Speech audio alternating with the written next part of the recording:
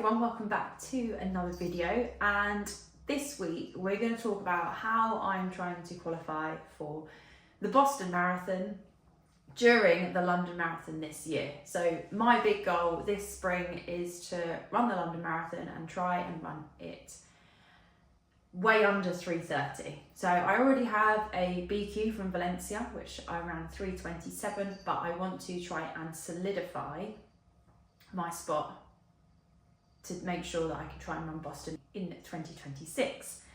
Now, in the past, I have done, I think, 10 other marathons now, if that is correct. And I have run, my best time is 3:22.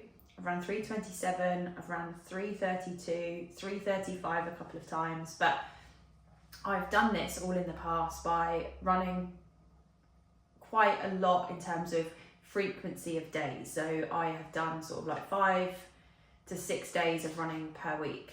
And in the past, what I've found, especially over these last few years, that I have picked up a few niggles which have impacted, like either, you know, really close to the race, or these things have come after the race and then it's just kind of set me back before then going into the next block.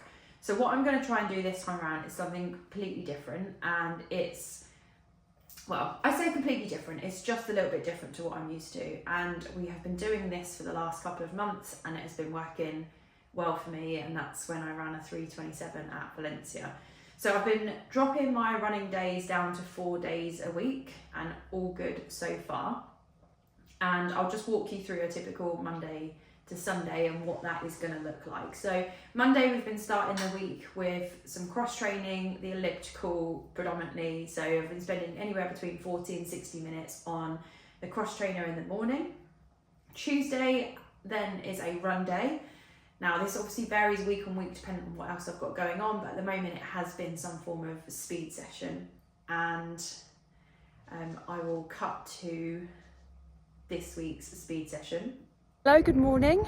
It's Tuesday and we are at our local park. We're really lucky, not far from our house. We've got this park and this loop is about 1 kilometre long, roughly. So I have actually I've popped a water bottle at this bench because I'm going to be doing 12 by 400 today. And with the walking recoveries, it should just about get me back here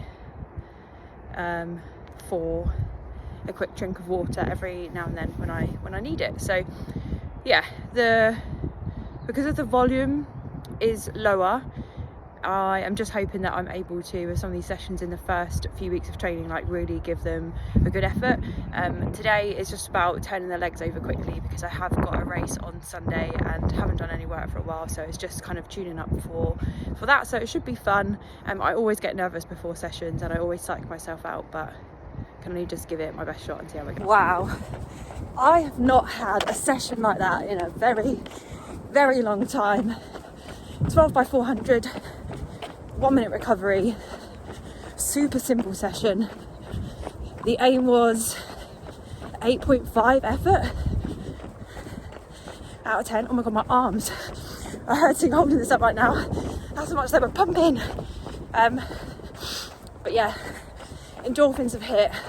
I'm feeling good, but I'll wrap up the cool down and fill you in a bit more later. Welcome to our kitchen. Now the lighting's not great in here because we've got these spotlights which come down overhead. But it's a bit later on now. It is dark outside. Basically this afternoon I came back. I just got on with work, had lunch, and we've recorded this week's podcast. I am waving a knife around right now, but I'm just having a snack of an apple, and James and I both agree that having an apple cut up tastes nicer. So I thought, as I am doing this, I will just talk you through the session today. So yeah, 12 by 400, 60 seconds recovery, and the aim was to try and hit around 92 seconds for the reps, and did that. A few were faster, I think 2 were slower, they were 93, but we'll let ourselves off for that one. Yeah, but I just felt really, really strong today, and I haven't had that feeling in quite a while, which was really nice and refreshing. Yeah, felt super strong for the first 6 reps, working hard. The next 6, I was working hard and I felt strong, but obviously just like aerobically, I was just having to work, which is what you want with intervals anyway, so that's fine. So yeah, I'm so pleased with how that went. And I don't know if it's just because I did my long run on Saturdays, it just means extra recovery.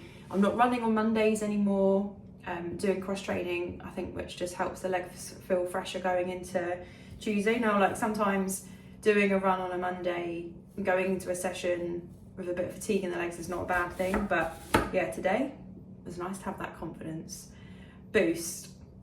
And yeah, I'm just excited to see how these next kind of few weeks and months go with this reduced volume of running, but instead of the running, we're just supplementing it with cross training and still getting the aerobic benefits, but just not from physically running. So we'll see how it goes. And then this evening I'm off to the gym. I've got a strength session. I'm using the Strength for Runners guides, which I wrote, and it's the same workout for the first 4 weeks. So there's 3 workouts. I did all of 3 workouts last week, and I saw a post the other day from another PT and it was really interesting actually, and they just said like, I don't post, she's like a mum, and you know, for her working out is just about keeping healthy and fit and stuff, and she just posted like doing workouts, they're not all meant to be like glitz and glam like you see online,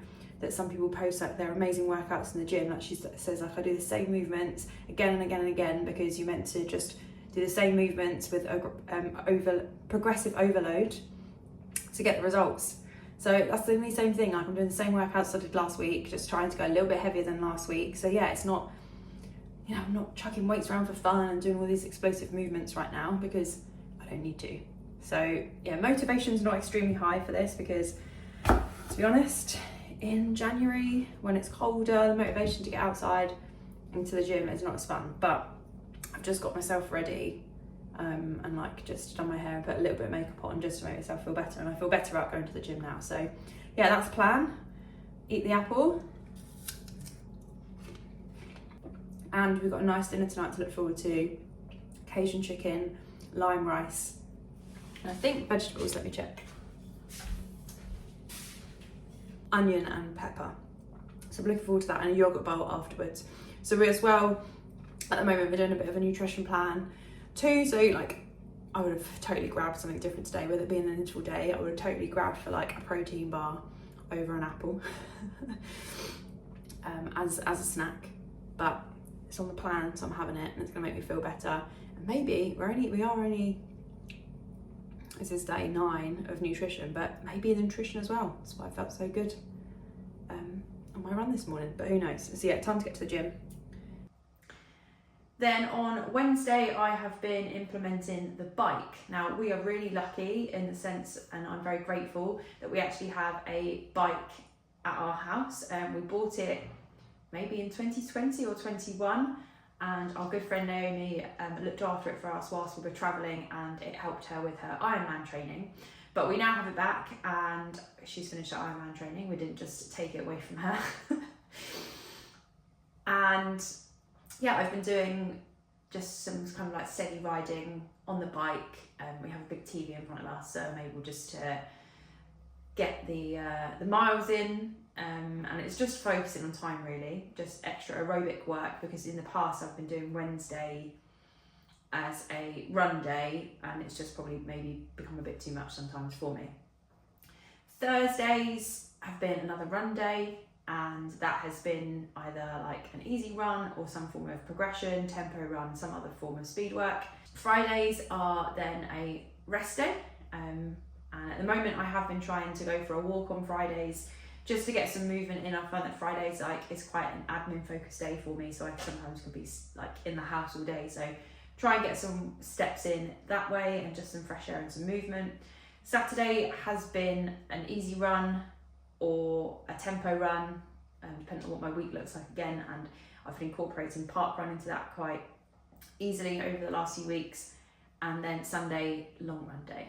Now obviously that is all subject to change based on what my week looks like, what the previous week looks like, and things like that. But at the moment, the main kind of emphasis here is that we're doing 4 run days, 2 cross training days, and then also forgot to mention I've been putting in some strength work in there as well. So at the moment I've been putting them in on Tuesdays and Thursdays where I can. That is the plan moving forward, just because try to keep the harder days hard and the easy days easy, which helps with recovery. And also I have the flexibility to do that within my diary, which is good.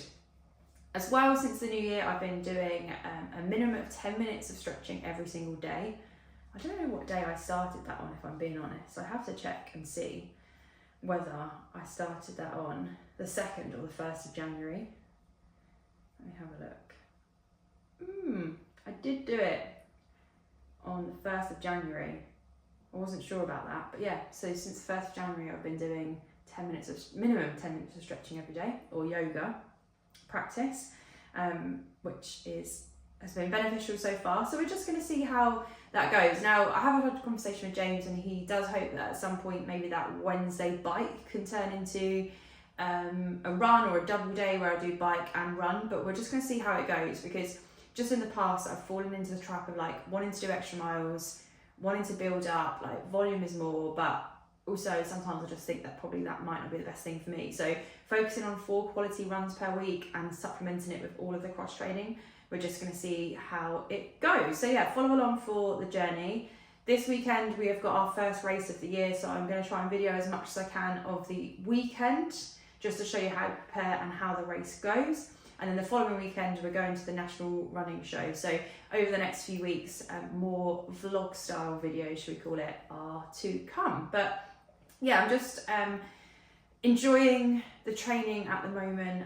We're in January, and yeah, I mean, I've only done like 1 full week of marathon training, but I did train all the way throughout Christmas and was including both running and the cross training element in there as well. So I did use the bike more because of just ease being at home, so it wasn't as much on the cross trainer, but it's just so nice to have the bike here and just be able to jump on it and use it really easily. You know, I had to start my ride this morning at 6:15 just to fit timings and stuff in, because I had an hour and 20 to do, and yeah, it just made it so much easier that I could roll out of bed. Literally like the first 5 minutes was drinking a coffee whilst on the bike, so that was just a nice, it's a really nice thing to have. But we'll see how it goes, and training may change, but we're just experimenting with something different here and just seeing how it goes, and hopefully I can surprise myself at the race coming up this weekend. So like I said, follow along for the journey, hit subscribe. We're releasing a video every single Thursday evening, so I look forward to sharing the journey with you and documenting it on the way to London.